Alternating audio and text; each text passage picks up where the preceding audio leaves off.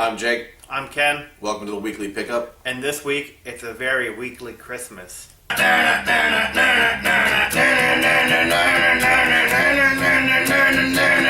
Alright, so this week, since we've been gone for a while, first I was in a car wreck.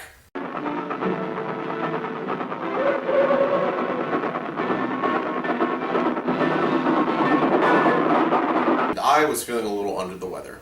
You mean we can't film this week? Yeah, buddy, I'm feeling pretty under the weather here. Is it the flu? No, actually, I think it might be, like, stigmata. Are you sure? Yeah, I'm pretty sure. Well, feel better, man.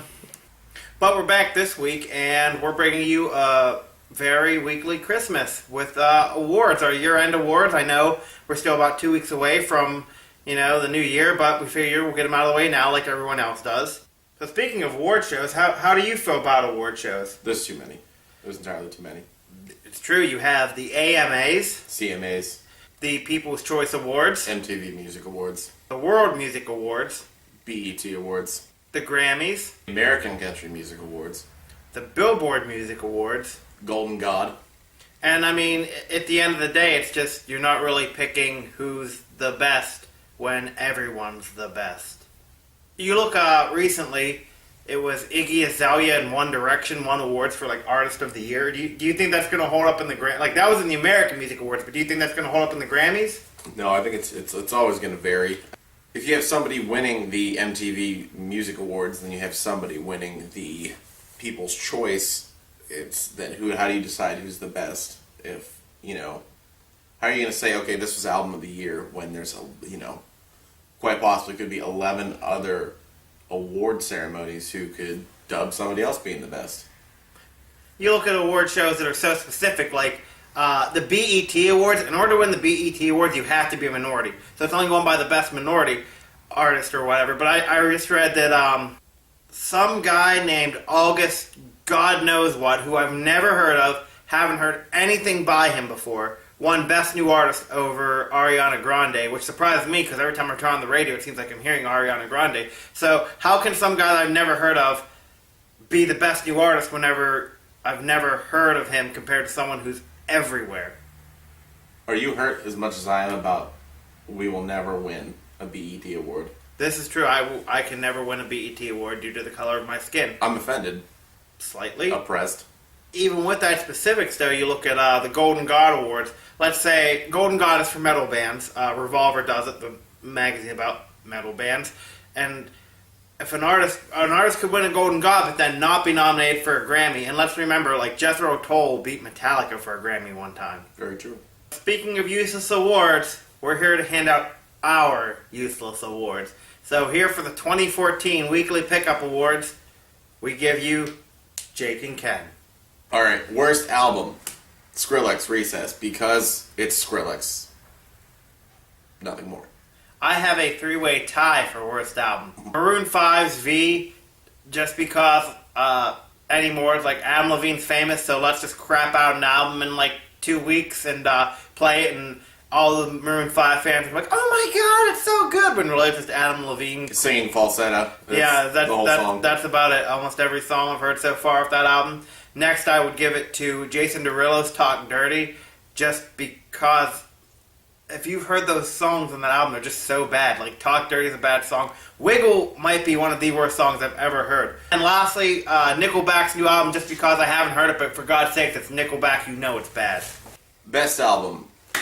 Sonic Highways by Foo Fighters. I only say that because while we were choosing the nominees and then the winners of our awards here, I didn't want my own personal views and opinions on music to weigh too heavily on the result. I picked them because they're very in-between artists for me. They're rock, but they're obviously not metal, but they're very popular. You hear them on the radio all the time. They're one of the biggest, if not the biggest, alternative rock bands in the past 20 years. So, and, it's good stuff. I think it's a really solid album. I don't know. It's not a lot of garbage that's pushed out on the radio like everything else.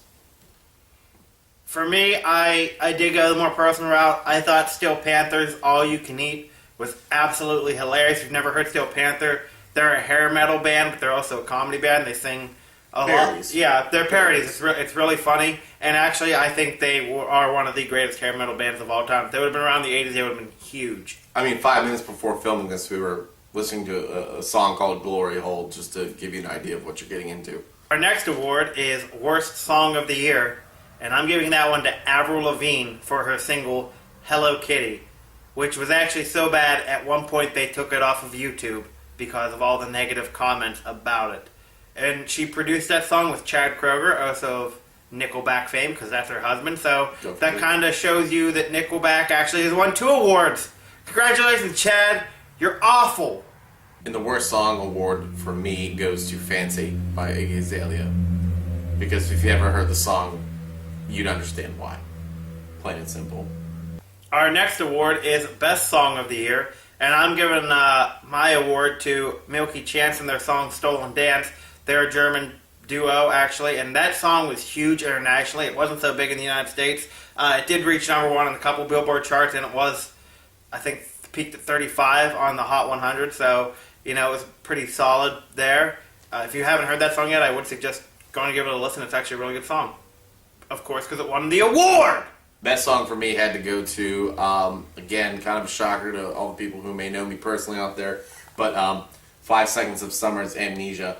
Only because I did see, they were at an award show and they did play it live. They all play their own instruments. And for a pop song, I give them credit because a lot of pop out there is very overproduced.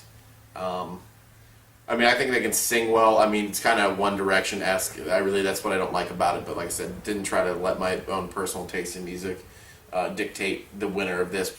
And our final award of the evening is Best Artist of 2014. My award for Artist of the Year goes to T. Swiftie because she has accomplished something in 2014 that no artist ever did. She had number 1 hit after number 1 hit. Well, she only had 2 this year, but I'm just saying 1 followed by the next. So she really pulled it all together this year, selling over 1 million copies of her album in 1 week. That's something. She did it 3 times, and no one's ever done that before. This is the 3rd time she's done it, so. Impressive. Congratulations, Taylor Swift. You are my Artist of the Year. Marry me. And the award for Best Artist for me goes to Ariana Grande because she's featured in everything you hear on the radio. I think 9 out of the 10 songs I hear on 95.9 or Hot 101 has her featured in it somewhere. Even when you can't even tell. Even when you can't even, tell that there's like 4 people featured in the song, but she's there somewhere. And before we leave tonight, a couple weeks ago we asked you, what is your favorite Christmas song? We had 1 reply, but it was a good one. Our only reply to Best Christmas Song was one of our fans said Santa's Pissed by Motionless in White was their favorite Christmas song. Oh, that's a good one. Which is a good one.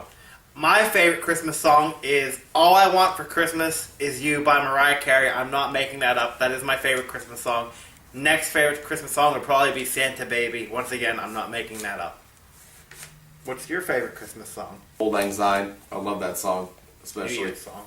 What? New Year's song. Yeah, you're absolutely right. But you hear it a lot around this time, especially. I love it. Just an acoustic version with, maybe just a guitar and some vocals. That's probably my number 1. And number 2 would probably be Jingle Bell Rock. Very good choice. So go on over to our Facebook page and let us know maybe what your favorite Christmas song is. We have 1 more award for you this evening. It goes to Best Homeless Artist of the Year. Jake, will you read the winner? The Best Homeless Artist of the Year goes to Scott Stapp. He was very bad in Creed, but he's very homeless now. He's very homeless now, and my God, he said he was going to kill the President of the United States. He said he was in the CIA. He said he was in Yeah, he said he was in the CIA on a mission and rode away from his wife shirtless on a bicycle. So Scott Stapp, please get help. Go on. Please. Well, if you felt different, we would like to hear about it. Make sure to reply to us on Facebook or on Twitter who you feel should be the best song, worst song, best album, worst album, and artist of the year. Make sure to like us on Facebook. And follow us on Twitter. And subscribe to our YouTube channel. I'm Jake. I'm Ken. We wish you a Merry Christmas. And we'll see you on the next episode. And a Happy New Year.